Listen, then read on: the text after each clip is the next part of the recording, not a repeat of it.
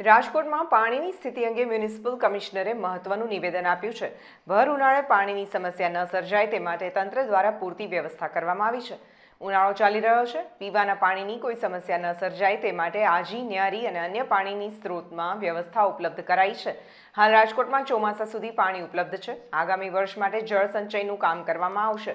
Deep વેલ recharge અને check dam માટે પણ કામ કરવામાં આવશે। હાલ પાણીનો જથ્થો પૂરતા પ્રમાણમાં ઉપલબ્ધ છે અને તે મુજબ ચલાવાશે। 4-5 ચિંતા તમારી ઓફિસમાં કોઈ નથી, હું આવ્યો પછી તો બધા આવ્યા। આટલા પાણીમાં શું થાય? આટલું જ મારે એકલાને જોઈએ।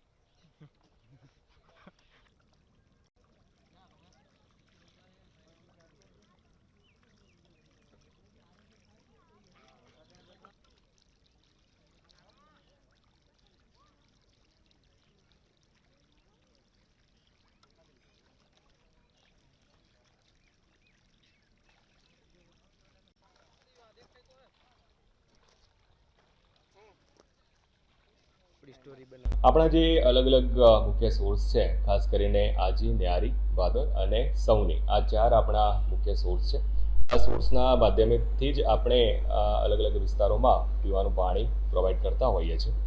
આજી ન્યારી ડેમ છે, એ ડેમમાં જે આપણે સૌની યોજનાના પાણી ઉમેરવાની વાત હતી, જેથી કરીને આગામી ચોમાસા સુધીમાં પાણીનો કોઈ પ્રશ્ન ઉપસ્થિત ન થાય, એ પ્રમાણેની આપણે આજી અને ન્યારી બંનેમાં પાણી મળ્યું છે અને હજુ પણ જેમ જરૂરિયાત હશે એ જરૂરિયાત પ્રમાણે સંબંધિત વિભાગ સાથે સંકલન કરી આપણે એમાં કાર્યવાહી કરી રહ્યા છે।